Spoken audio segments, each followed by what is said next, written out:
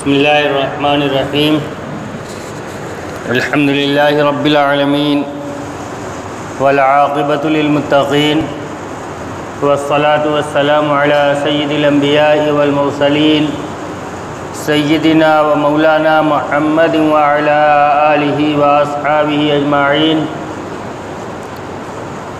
اما بعد فقد قال اللہ تبارک و تعالی فی القرآن المجید اعوذ باللہ من الشیطان الرجیم بسم اللہ الرحمن الرحیم یا ایہا الناس اتقوا ربکم الذی خلقکم من نفس واحدۃ وخلق منها زوجها وبث منہما رجالا کثیرا ونساء واتقوا اللہ الذی تساءلون به والارحام ان اللہ کان علیکم رقیبا وقال اللہ تبارک وتعالی ومن آیاته ان خلق لكم من انفسكم ازواجا لتسكنوا الیها وجعل بینکم مودة ورحمة وقال النبی صلی اللہ علیہ وسلم ان اعظم النکاح برکة ایسره مؤونة او کما قال علیہ الصلاة والسلام۔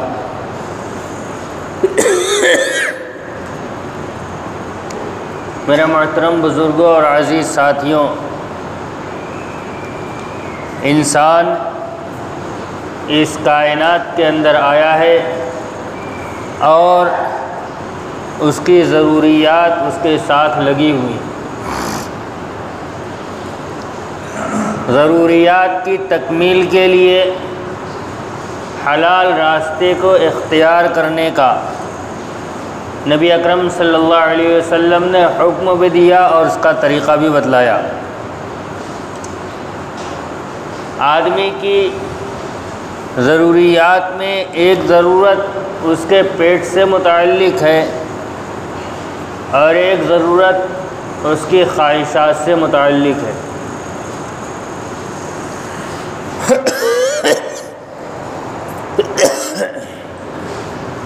انسان ان دو راستوں سے گناہ میں مبتلا ہوتا ہے، یا تو پیٹ کی ضرورت پوری کرنے کے لیے یا شرمگاہ کی ضرورت پوری کرنے کے لیے۔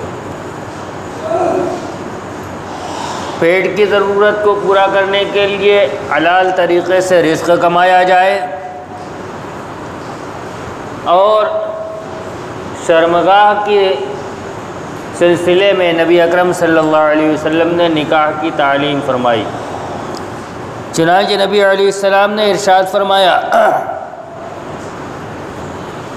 قرآن کے اندر اللہ نے ارشاد فرمایا یا ایھا الذین آمنوا کلوا من الطیبات ما رزقناکم، اے ایمان والو ان پاک چیزوں میں سے کھاؤ جو ہم نے تمہیں دی ہیں۔ پاک سے مراد حلال چیزیں۔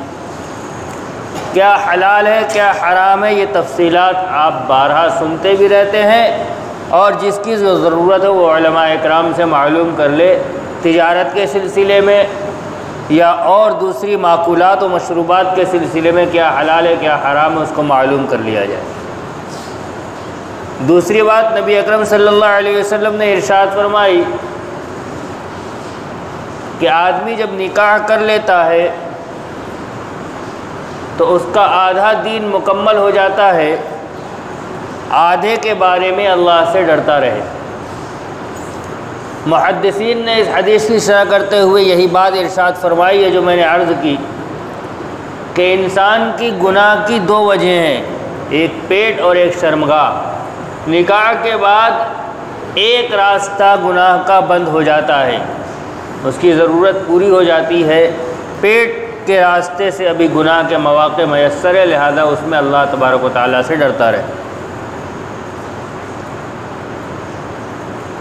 نکاح اسی طرح ضرورت ہے جس طرح انسان کی دوسری ضرورتیں ہیں، کھانا ہے، کپڑا ہے، مکان ہے، رہنے کی جگہ ہے، جیسے یہ ضرورت ویسے ہی نکاح بھی ایک ضرورت ہے۔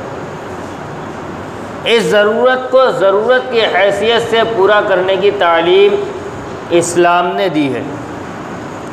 چنانچہ آپ بر صغیر ہندوستان، پاکستان، بنگلہ دیش ان علاقوں کو چھوڑ کر ان مسلم ممالک کا دورہ کر لیجئے، ان کے حالات معلوم کر لیجئے، جہاں اسلام اپنی اصل شکل کے اندر موجود ہے وہاں غیروں کے رسم و رواج کا اثر نہیں پڑا ہے، تو آپ کو ملے گا کہ وہاں نکاح انتہائی آسان ہے، نکاح ہو جاتا ہے، رخصتی ہو جاتی ہے، کسی طرح کی تقریب، کسی طرح کا رسم و رواج وہاں نہیں پایا جاتا، ساری پریشانیاں اور سارے رسم و رواج بر صغیر کے اندر پائے جاتے ہیں، جس کی وجہ سے نکاح مشکل ترین ہوتا چلا جا رہا۔ جب نکاح مشکل ہوگا تو زنا آسان ہو جائے گا۔ معاشرے کی خرابی میں اولاد کے نکاح میں تاخیر بھی اتنی ہی ذمہ دار ہے جتنی اور چیزیں ذمہ دار ہیں۔ نبی اکرم صلی اللہ علیہ وسلم نے جو تعلیم دی ہے وہ تعلیم یہ ہے کہ بچہ پیدا ہو تو اس کا اچھا سا نام رکھا جائے، اس کا عقیقہ کیا جائے، اس کی دینی تربیت کی جائے، اور بالغ ہو جائے تو اس کا نکاح کر کے اس کی رسی اس کے کاندھے پر ڈال دی جائے کہ جب اب تم جانو اور تمہارا کام۔ لیکن ہمارے یہاں خواہشات دونوں طرف ہیں، گھر والوں کی جو خواہشات ہے اپنی جگہ پر، ہماری نوجوان نسل بھی اس میں برابر کی شریک ہے۔ نکاح کے اندر ان کی اپنی بھی اتنی خواہشات ہیں کہ اس کو پورا ہوتے ہوتے وقت نکل جاتا ہے۔ نکاح ضرورت ہے، ضرورت کو ضرورت کے طریقے پر پورا کیا جائے۔ نبی اکرم صلی اللہ علیہ وسلم کے زمانے سے لے کر آج تک دیندار طبقے کے اندر نکاح کا جو طریقہ رہا ہے وہی اصل ہے۔ نکاح کا رکن ایجاب و قبول ہے، میاں بیوی کا نکاح کو قبول کرنا، شرط گواہ ہے، خطبہ مستحب ہے، نکاح مکمل ہو گیا، رخصتی ہو گئی۔ اس کے علاوہ جتنی چیزیں ہمارے یہاں پائی جاتی ہیں اس کا عقد نکاح سے کوئی تعلق نہیں ہے، ولیمہ مسنون ہے، عقد نکاح سے اس کا کوئی تعلق نہیں ہے۔ چلیے پیچھے دو واقعات سناتا ہوں حضرت نبی اکرم صلی اللہ علیہ وسلم کے زمانے کے۔ حضرت عبد الرحمن بن عوف رضی اللہ تعالیٰ عنہ کا نکاح ہوا۔ نبی اکرم صلی اللہ علیہ وسلم مدینہ طیبہ کے اندر ہیں، انہوں نے نکاح کر لیا، نبی علیہ السلام کو اس کا علم نہیں ہے۔ عام صحابہ رضی اللہ تعالی عنہم کے مقابلے میں بہت مالدار شخصیت ہے، اور اللہ کے راستے میں خرچ کرنے کا ایسا مزاج ہے کہ اس زمانے کے اندر 40,000 دینار، 40,000 سونے کی اشرفیاں، اس کو اللہ کے راستے میں ایسے خرچ کیا کئی بار جیسے اس کی کوئی حیثیت ہی نہ ہو۔ اسی طرح بے شمار مویشی نہیں، جہاد کے لیے اونٹ اور گھوڑے آپ نے اللہ کے راستے میں خرچ کیے۔ خرچ کرنے کا، اللہ کے راستے میں خرچ کرنے کا کوئی حساب نہیں تھا، لیکن نکاح کیا ہے تو نبی علیہ السلام کو پتہ نہیں تھا۔ جب آپ کے کپڑے پر نبی علیہ السلام نے ایک داغ دیکھا خوشبو کا جو عورتیں استعمال کرتی ہیں، تو یہ پوچھا یہ داغ کہاں سے لگا؟ تو کہا حضرت میں نے نکاح کیا ہے۔ ہمارے ہاں تو نکاح اگر حضرت نہ پڑھاتے تو نکاح ہوتا ہی نہیں۔ تب حضرت عبد الرحمن بن عوف رضی اللہ تعالیٰ عنہ کہہ رہے کہ حضرت میں نے نکاح کیا ہے۔ کہا تب تو تمہیں ولیمہ کرنا پڑے گا۔ اولم ولو بشاتن، اگرچہ تم ایک بکری ہی ذبح کیوں نہ کرو لیکن تمہیں ولیمہ کرنا پڑے گا۔ اس لفظ ولو بشاتن کے بارے میں محدثین کی دو رائے ہیں۔ ایک رائے یہ ہے کہ تمہیں تو ولیمہ کرنا پڑے گا، چاہے تمہیں اس کے لیے گوشت ہی کیوں نہ پکانا پڑے، بکرا ہی کیوں نہ ذبح کرنا پڑے۔ یعنی اعلیٰ درجے کا کھانا اگر کھلانا پڑے تب بھی کھلاؤ اور تم ولیمہ کرو، تمہارے پاس مال ہے۔ اور دوسرا معنی بیان کیا گیا کہ ولیمہ کرو چاہے ادنا درجے کا ہی کیوں نہ ہو، اس لیے کہ عرب کے اندر بکری ذبح کر کے مہمان کو کھلا دینا کوئی بات ہی نہیں تھی۔ جیسے ہمارے یہاں آئیے چائے پی لیجیے ہوتا ہے، ویسے ان کے یہاں بکری ذبح کر کے گوشت کھلا دیا جاتا ہے۔ دوسرا واقعہ حضرت جابر ابن عبداللہ رضی اللہ تعالیٰ عنہ۔ حضرت جابر ابن عبداللہ رضی اللہ تعالیٰ عنہ نبی اکرم صلی اللہ علیہ وسلم کے بہت قریبی حضرت عبداللہ ابن عمرو ابن حرام رضی اللہ تعالیٰ عنہ کے صاحبزادے ہیں، جن کی 7 یا 8 بیٹیاں تھیں، اور حضرت جابر ابن عبداللہ رضی اللہ تعالیٰ عنہ اکیلے بیٹے تھے۔ حضرت عبداللہ ابن عمرو ابن الحرام رضی اللہ تعالیٰ عنہ غزوہ احد کے اندر شہید ہو گئے تھے، اور اس کے بعد سے نبی اکرم صلی اللہ علیہ وسلم نے حضرت جابر ابن عبداللہ رضی اللہ تعالیٰ عنہ کے ساتھ اور تعلق مضبوط کر لیا۔ آپ کی خیر خبر لینا، چونکہ مقروض بھی تھے لہذا قرضوں کی ادائیگی کی فکر کرنا، یہ ساری چیزیں نبی اکرم صلی اللہ علیہ وسلم خود کر رہے تھے۔ ایک غزوے سے واپسی پر حضرت جابر ابن عبداللہ رضی اللہ تعالیٰ عنہ نے نبی اکرم صلی اللہ علیہ وسلم سے ارشاد فرمایا، یا رسول اللہ اگر مجھے اجازت دے دیجئے تو میں قافلے سے پہلے جلدی گھر پہنچ جاؤں۔ کہا کیوں؟ کہا یا رسول اللہ میں نے نکاح کیا ہے۔ کون ہے؟ جن کے گھر کے اندر کی خبر گیری نبی صلی اللہ علیہ وسلم خود کر رہے ہیں، ان کی بہنوں کے بارے میں آپ خبر گیری کرتے تھے، جابر بن عبداللہ رضی اللہ تعالیٰ عنہ سے پوچھا کرتے تھے، قرضوں کا کیا حال ہے پوچھا کرتے تھے۔ لیکن جابر بن عبداللہ رضی اللہ تعالیٰ عنہ نے نکاح کیا تو نبی علیہ السلام سے تذکرہ بھی نہیں کیا۔ نبی علیہ السلام پوچھ رہے ہیں ابکر ام سیب، نکاح کیا کنواری لڑکی سے یا شادی مطلقہ یا بیوہ سے؟ تو کہا نہیں، مطلقہ سے یا بیوہ سے نکاح کیا۔ کہا کیوں؟ ابھی تم جوان ہو۔ انہوں نے کہا، جابر بن عبداللہ رضی اللہ تعالیٰ عنہ نے جواب دیا کہ میرے ساتھ میری بہنیں ہیں چھوٹی، میں نہیں چاہتا تھا کہ میں انہی کے عمر کی ایک اور لڑکی لا کے بٹھا دوں اپنے گھر میں، میں نے ایسی عورت سے نکاح کیا ہے جو ان بہنوں کی خبر گیری کر سکے، ایک ماں کی طرح ان کو پال پوس سکے۔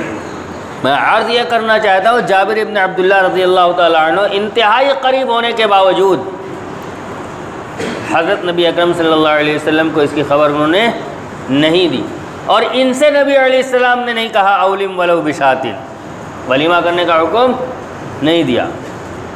نبی علیہ السلام کے اپنے نکاح سوائے حضرت زینب بنت جحش رضی اللہ تعالیٰ عنہ کے جن کا نکاح اللہ تبارک و تعالیٰ نے عرش پہ بڑھایا تھا، اس ایک نکاح میں نبی علیہ السلام نے اہتمام سے ولیمہ کیا ہے، اور اس میں بھی گوشت تھا بس ایک قسم کا، اور باقی ازواج مطہرات کا ولیمہ کا عالم یہ ہے کہ دسترخوان پر بیٹھے اور کہا بھائی جس کے پاس جو ہے لے آؤ، آ گیا، سب دسترخوان پہ لگ گیا، کوئی کھجور لے کے آیا، کوئی ستو لے کے آیا، کوئی پنیر لے کے آیا، کوئی کچھ لے کے آیا، کہ سب لوگ سیر ہو کے کھاؤ، یہ تمہاری ماں کا ولیمہ ہے، زوجہ مطہرہ کا ولیمہ ہے۔ بے شمار واقعات ایسے موجود ہیں۔ آگے چلیے، ہر زمانے کے اندر اللہ والوں نے یہی طریقہ اختیار کیا۔ میں نے واقعہ سنا تھا سعید ابن مسیب رحمۃ اللہ علیہ کا، غالباً انہی کا ہے یا اسی زمانے کے کسی بزرگ کا ہے۔ انہوں نے سعید ابن مسیب کے استاد نے اپنی بیٹی کا نکاح ان کے ساتھ کر دیا۔ نکاح کرنے کے بعد یہ آئے گھر، پریشان تھے کیا ہوگا کیا ہوگا، گھر والوں سے پوچھا بھی نہیں، کیسے بتائیں۔ اسی ادھیڑ بن میں تھے، رات ہو گئی، رات میں دروازہ کھٹکھٹایا گیا، دروازہ کھولا تو ان کے استاذ اپنی لڑکی کے ساتھ کھڑے ہوئے۔ کہا مجھے اچھا نہیں لگا کہ تم شادی شدہ ہو کر اپنی بیوی کے بغیر رات گزارو، لہذا میں بیٹی کو لے کے چلا آیا ہوں۔ وہ فوراً اپنی چھت پہ چڑھے اور وہاں چھت سے اعلان کیا، لوگوں، غالباً سعید ابن مسیب ہیں یا کوئی اور ہے، اعلان کیا کہ میرے استاد نے اپنی بیٹی کا نکاح میرے ساتھ کر دیا اور رخصتی کے لیے بیٹی کو لے کے چلے آئے۔ وہاں سے اعلان کیا۔ ایسی سادگی کے ساتھ نکاح ہوتا تھا۔ حضرت شیخ الحدیث رحمۃ اللہ علیہ انہوں نے اپنی 2 بیٹیوں کا نکاح کیا ایک ساتھ، حضرت مولانا انعام الحسن صاحب رحمۃ اللہ علیہ سے، حضرت مولانا یوسف صاحب رحمۃ اللہ علیہ سے غالباً ان دونوں کے ساتھ نکاح کیا ہے۔ نکاح جس مجلس کے اندر طے کیا ہے، اندر گئے، اپنی بیوی سے کہا کہ بیٹیوں کا نکاح میں نے طے کر دیا ہے، کہا کچھ وقت لے لیتے، کم سے کم ایک جوڑا سلوا لیتے بیٹیوں کا۔ تو شیخ الحدیث رحمۃ اللہ علیہ نے فرمایا کہ میں تو یہ سمجھ رہا تھا کہ میری بیٹیوں کے پاس کپڑے موجود ہیں، مجھے آج معلوم ہوا کہ میری بیٹیاں ننگی رہتی ہیں۔ اور پھر اسی مجلس کے اندر نکاح ہو گیا۔ ہمارے اپنے معاشرے کے اندر بھی اس کی مثالیں موجود ہیں، میں نام کے ساتھ بیان نہیں کرنا چاہتا، جنہوں نے انتہائی سادگی کے ساتھ نکاح اپنے بچوں کا کیا اور عمل کر کے دکھلا دیا۔ ہم اپنا جائزہ لیں، جیسی سادگی کے ساتھ نکاح ہوگا، نکاح اتنا آسان ہوگا اور زنا اتنا مشکل ہوگا۔ آج بچوں کی عمریں جو نکل رہی ہیں نکاح کی نہیں ہو پا رہا، اس کے لیے ذمہ دار ہمارا رسم و رواج ہے، ہماری خواہشات ہیں، ہماری نمود و نمائش ہے۔ کھانا ایسا ہونا چاہیے، زیورات ایسے ہونے چاہیے، فلاں چیز ایسا ہونا چاہیے، ورنہ معاشرے میں ناک کٹ جائے گی۔ ایسی ناک کا کٹ جانا ہی بہتر ہے جو دین سے روک دے۔ سادگی کے ساتھ نبی علیہ السلام نے سادگی کے ساتھ نکاح کرنے کی ترغیب دی ہے اور فرمایا ہے ان اعظم النکاح برکۃ ایسرہ مؤنہ، سب سے بابرکت نکاح وہ ہے جس کے اندر خرچ سب سے کم کیا جائے۔ خرچ کم کیا جائے کہا گیا ہے، چاہے نکاح کے عنوان پر جس مد میں بھی خرچ کیا جائے وہ اس شادی کا خرچ ہے، اور شادی میں جتنا زیادہ خرچ ہوگا وہ شادی اتنی بے برکتی کا شکار ہوگی، آنے والی نسلوں تک کے اوپر اس کا اثر رہے گا۔ یہ نکاح آپس میں محبت کا ضامن نہیں بنے گا، خاندانوں کے میل اور ملاپ کا ضامن نہیں بنے گا، کیونکہ برکت اللہ تبارک و تعالیٰ کی طرف سے اٹھائی گئی۔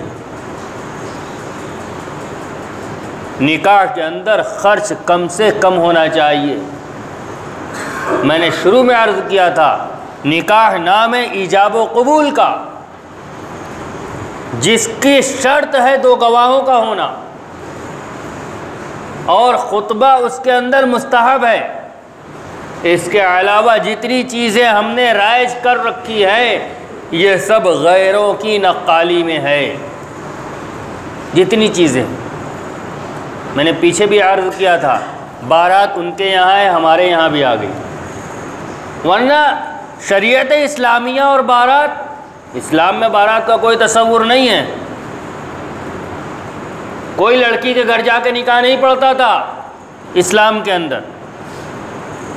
لڑکی کے گھر جا کر نکاح پڑھنے کا رواج ان برادران وطن سے آیا ہے۔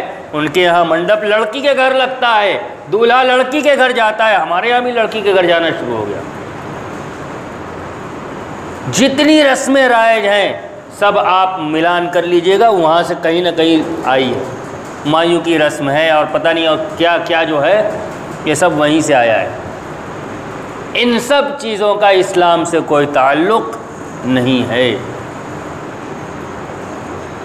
اور پھر جہیز پر تو میں نے پیچھے عرض بھی کیا تھا کہ جہیز کا تصور اسلام میں سرے سے ہے ہی نہیں۔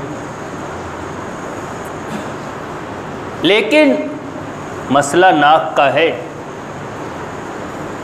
ہم اپنی بیٹی کو فلاں چیز نہ دیں، لوگ کیا کہیں گے، روایت ذہن کے اندر رکھیے۔ حضرت امیر معاویہ رضی اللہ تعالی عنہ نے حضرت عائشہ رضی اللہ تعالی عنہ کو خط لکھا تھا کہ نصیحت فرما دیجیے، تو انہوں نے نصیحت کی تھی کہ جو شخص اللہ کو راضی کرنے کے لیے مخلوق کو ناراض کر دے گا، اللہ خود بھی راضی ہوگا اور مخلوق کو بھی راضی کر دے گا۔ اور جو مخلوق کو راضی کرنے کے لیے اللہ کو ناراض کر دے گا، اللہ تو ناراض ہوگا ہی، یہ مخلوق بھی کبھی اس سے راضی نہیں ہوگی۔ اور دوسری روایت من اعطى للہ ومنع للہ وابغض للہ واحب للہ وابغض للہ فقد استکمل الایمان۔ ایمان کے کمال کی دلیل ہی یہی ہے، کیا؟ جو اللہ کے لیے دے، جس کو دے مقصد اللہ کو راضی کرنا ہو، جس کو نہ دے مقصد اللہ کو راضی کرنا ہو۔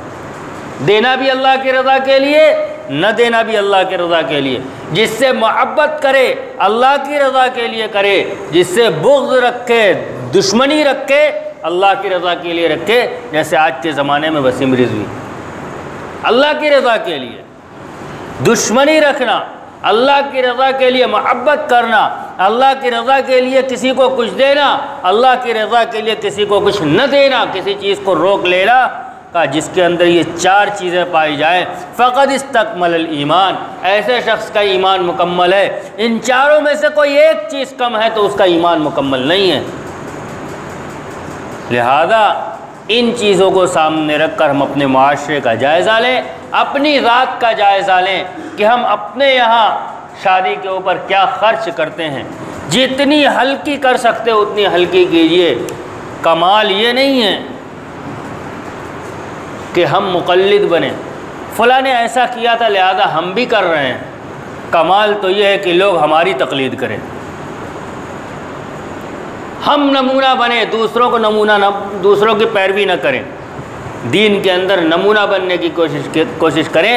حضرت ابراہیم علیہ السلام کی دعا ہے وَجَعَلْنَا لِلنَّاسِ اماما، اور ہمیں لوگوں کے لیے امام، مقتدی اور پیشوا بنا دے۔ مقتدی اور پیشوا بننا پڑتا ہے، مثال اپنے آپ کو بنا کر مثال پیش کرنی پڑتی ہے۔ لہذا ارادہ کریں اور اس بات کی کوشش کریں کہ آئندہ ہم اپنے گھر کے اندر ایسی کوئی تقریب کی صورت پیش آئی تو انشاءاللہ سنت اور شریعت کے مطابق کریں گے۔ اللہ تبارک و تعالی ہمیں توفیق عطا فرمائے۔ وآخر دعوانا الحمدللہ۔